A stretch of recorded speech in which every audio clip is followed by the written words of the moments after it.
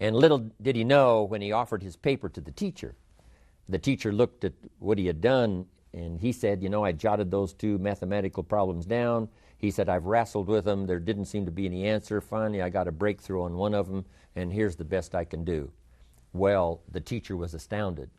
And the reason is because the teacher had put up on the blackboard the 2 mathematical problems that the world had said was unsolvable. These were the 2 mathematical problems that could not be solved, and everybody agreed. And lo and behold, the teacher checked, and for sure, he had solved one of the world's unsolvable problems. Now, and he was getting this incredible award for having solved this problem. Now, here's the unique part of the story. When he wrote those 2 problems down and took them home to go to work on them, he didn't know that they were 2 of the world's mathematical unsolvable problems. Great story. The human genius is limitless. The possibility for thought is so incredible. The unique thing about thought and spirit, it has no restriction. It has no, it's not like, a physical body moving through space and time. You can only go so fast. An airplane now can only go so fast. Even the speed of light can only go so fast. But here's what's incredible. Thought and spirit, travels faster than the speed of light and has components that, nothing else can match. The law says that, two bodies cannot occupy the same space at the same time. It's impossible. It's either one or the other. But what's amazing is when you share, you receive. Instantaneously giving out and getting back, it's so extraordinary. These are the possibilities of the human brain, the ability to think and to ponder and to wonder and to figure things out. Now here's what I want you to discover in this study, and that is your own ability. Part of it you discover as you go. That's what happened to Mark. When he first got into sales, in the clothing store. He found out he could, represent a product and he could do pretty good.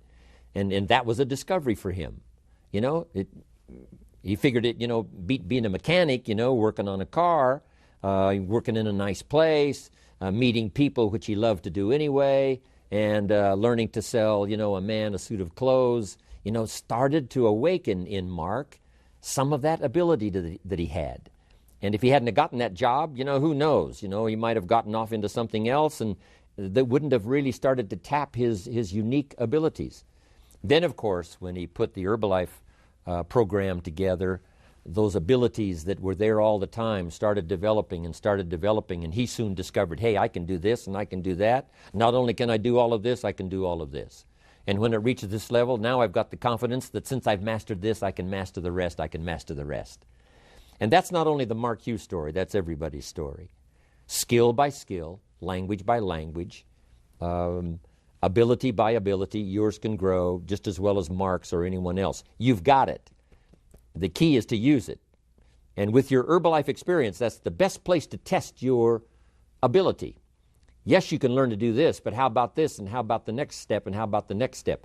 Don't stop. Now that you've gotten started, don't stop on your journey to study and tap and utilize your own personal ability. Now, to finish up, here's a couple of more. Next is, as leaders, we must be students of inevitability. What is inevitable? Here's a little scene. 300 feet from Niagara Falls in a little boat with no motor and no oars. We call this scene inevitable. It's over. If you find yourself in such an unfortunate position, it's already lost. 300 feet from Niagara Falls, little boat, no motor, no oars. It's over. It's already done. Even though you haven't crashed over the falls, even though that experience hasn't yet occurred, you're now in this unfortunate position, and it's called inevitable. I raise this issue because what you don't want to be caught in is in those inevitable positions where either through carelessness or whatever, rather than find yourself 300 feet from Niagara Falls, if someone would have painted the roar of the falls sufficiently for you way upstream, or maybe they had seen an experience of someone who reached that inevitable point, and then they were lost. If enough of those scenes were painted, then you probably wouldn't have been so careless to have found yourself in that position. And that's really what life is all about, learning from the experiences of others that have either witnessed or have been in these, inevitable positions where because of mistakes and because of failure and because of carelessness, they have found themselves in this inevitable position, and sure enough, it was too late.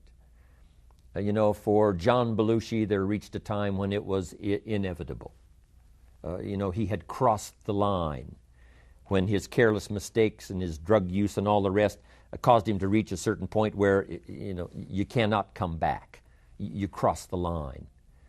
We must teach our children that there are certain points in life that are inevitable. The disaster is inevitable. The heartbreak is inevitable. I learned it in economics. I found out early, you could make $5,000 a month and go broke. And way back then, $5,000 a month was a lot of money. And I used to say, how could you go broke if you made $5,000 a month? And the answer was simple: spend $6,000. And if you're making $5,000, it's easy to spend that other $1,000 and just not realize it. It just gets away. So it is easy to go broke making $5,000 a month. Just spend $6,000, and it's inevitable. If you don't change your ways, if you don't recognize it soon enough, if somebody doesn't come along and sort of ring the alarm bells quick enough, sure enough, the inevitable will come to spend more than you make. One of my friends says, if your outgo exceeds your income, your upkeep becomes your downfall. And there finally comes a point when it's inevitable. So don't find yourself there, but be a student. If I keep up my present direction, where will it take me? If I keep up my present disciplines, or where will that take me? And my lack of disciplines accumulated over some period of time, where will that lead me? Dr. Jamie, I'm sure, would say, if you refuse to make corrections in certain health practices, it's inevitable. If you don't get enough of this nutrient, it's inevitable over a certain period of time. And this combined with this, now it is truly inevitable, someday too late. That's why we're always ascertaining what is the risk factor. For a woman especially, that extra 10 pounds is a little more risky than for a man. 20 pounds, that risk factor goes like this. 30, 40 pounds, overweight for a woman especially, the risk factor's now off the scale. And unless there's some adjustment, like, being rescued by Herbalife, somebody to tell the story, you say, Mary, it's inevitable. So the key is to be a student of inevitability so that you don't find yourself in that impossible position where you've crossed the line and now it's too late. Next, and the last one, is to be a student of rationality.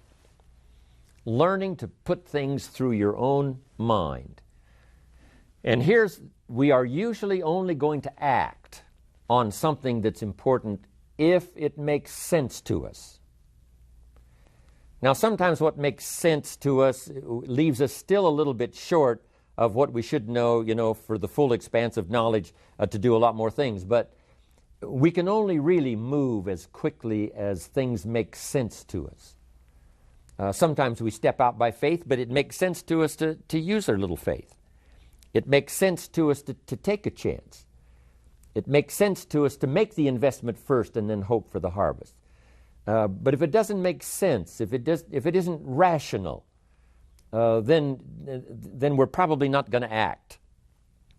We have to learn to study, our own rationality, what makes sense to us, and then here's what is the opportunity we have, especially as Herbalife distributors, is to try our best to make it make sense to somebody else. If you make the presentation in such a way that it's obvious, it's logical, I can see it, it makes sense to me, that's the way it seems to be, so we will act on that. If you'll get good at that, I'm telling you, you can affect a lot of people's lives. Now, here's the best rationality. We call it common sense. Humans have been given this extraordinary ability to use their brain power to come up with what we call common sense. Right? Yes, I've heard all of this, but common sense tells me that it looks like that's an exaggerated story, not a real story. Common sense tells me. So part of it is to trust your common sense, but also to be willing to expand your common sense. What seemed to be common sense, 4 or 5 years ago, was a little short. Now I understand common sense is to think of it this way and this way. So this subject of rationality is vitally important.